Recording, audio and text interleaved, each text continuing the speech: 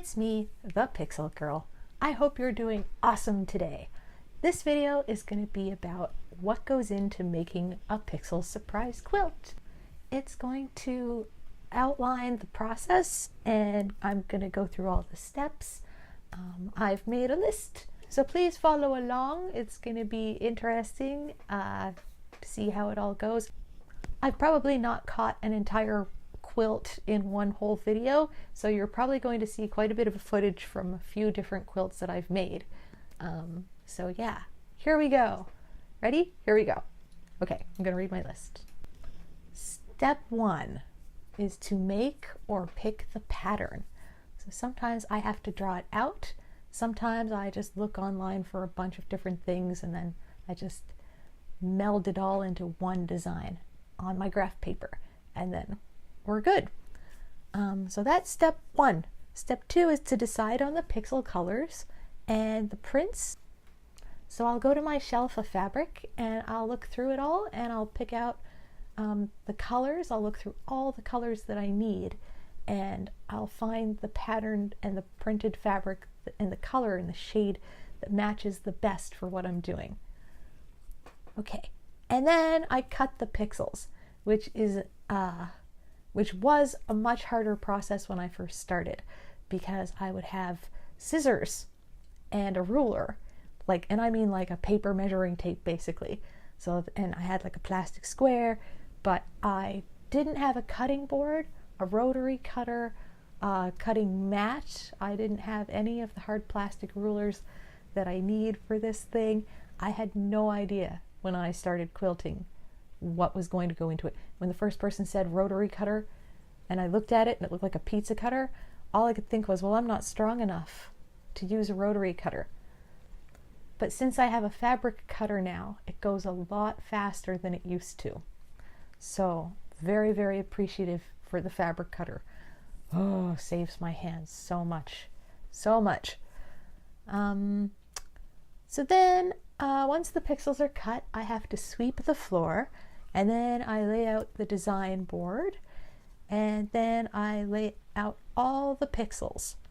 So that takes a lot of time, and you know, sometimes my cat gets in the way of that, so then I have a little bit of a tussle with her. Not really, but I kick her out. She's good outside. She loves being outside. She just came in. So yeah, so I lay out all the pixels. So that's step 6. So then I pick up all the pixels in order and I number each row. Okay. Then I sew all the pixels into rows. So that takes a long time too. Then I have to keep trimming the threads, and that's one of those things you can either do at the end or you can do as you go. I tend to just wait until I've got a whole row done and then I pull all the threads out and I wrap it up, and then I trim all the threads on each side. So then I iron each row flat in the opposite direction. Even rows are pressed left and odd rows are pressed right. Carefully line up the seams of each pixel and sew the rows straight across from one end to the other, sewing line 1 to line 2 and so forth. And then there's more ironing, and then you have to touch up with the thread trimming, because no matter how good you think you've kept up with it, you're always going to miss something. You just always do. It's just how it is. So then once the top of the quilt is done, so you just have the one piece of quilt, then you select the backing for the quilt, because you need a back of the quilt. You make a quilt sandwich, and so you need a back of the quilt and a front of the quilt. Yeah, and sometimes you have to cut the back of the quilt into strips because the quilt is a really big size and I only have fabric that's so big. So sometimes I have to make like 3 or 4 panels and sew those together so that I have one big piece of fabric just for the back of the quilt. And you have to iron it, obviously, and then you have to sweep the floor again, and then you lay the backing on the floor and you tape it with duct tape. That's kind of fun for me because I'm a little bit OCD about it, but I really like seeing it all straight out and like flat and tight, and you need to do that. I learned a while back that if you don't do it properly, you're going to face a whole bunch of problems, and you do not want that. So then you lay the batting flat on top of the backing, which is the white fluffy stuff that goes in the middle of the quilt and makes it warm instead of just being two pieces of fabric together and there's like a stuffing in the middle of it. That's called batting. So for anyone who doesn't know, that's what it is. So you lay the batting on top of the back of the quilt, and then you lay the top of the quilt on top of the whole thing to make a sandwich. And you don't tape that to the thing, but you put a safety pin right in the middle of the quilt. And then you put safety pins all over the quilt. You go from the middle and you work your way outwards, and you make the whole thing so that it's just one flat layer, the back, the batting, and the top of the quilt. And you want to make sure that your pins are close enough together that you don't have a whole bunch of bunchy wrinkles on the back, because when you're quilting, you can't see the back of the quilt. And then step 21, sew all over the quilt, which takes pretty incredible focus and patience, not to mention time, all whilst removing the safety pins. That's a big deal. And then 22 is cut the edges to make the quilt square as possible.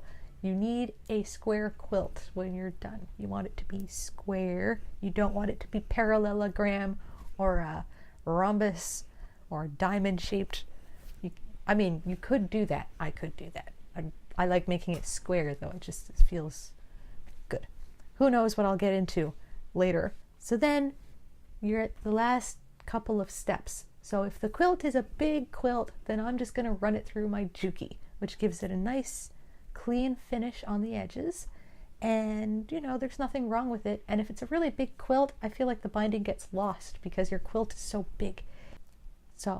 But otherwise you move on to making the binding, which includes selecting the fabric for the binding, because you need to make something that's going to work with the front of the quilt, and you might not want it to be the exact same color as your background. You might want it to be like a color of the middle of the quilt. So you choose the fabric for the binding, and then you cut the strips of binding. And I don't have that capability in my fabric cutter, so that is by hand. That is me on the floor on my hands and knees with a fabric cutter that looks like a pizza cutter, and I'm like doing the whole curling moves, yeah.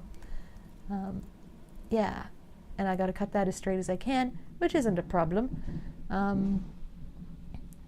So then you have to sew those strips together so that you have one big long strip of fabric that's just ready to be attached to the edge of the quilt. So yeah, you attach that, and then you kind of have to sew it twice. You sew it around once, and then you flip it, and then you sew it around again. You got to be careful about all the corners, which I'm still working with, but I'm getting better. And once you're done, you have this overwhelming sense of accomplishment, and it looks awesome, and you're right proud of yourself. And then you package it all up, and you put it in a box or whatever. You wrap it up, and you mail it to the person who won. And that's how you make a Pixel Surprise Pixel Quilt. Thank you for watching this video and staying with me, because I know it did take a while, but I hope you found it kind of interesting, because it's sort of my life and I love doing it. And my next raffle is on April 5th, 2018, and you can subscribe at patreon.com/HEZETT. Totally me, totally Pixel Surprise, and I can't wait to do this. Subscribe for $1 a month. More if you'd like to. I mean, I would like you to, but $1 a month is perfectly fine. So thank you guys for watching this. Have a great day, and I'll see you again soon. Thank you. Bye.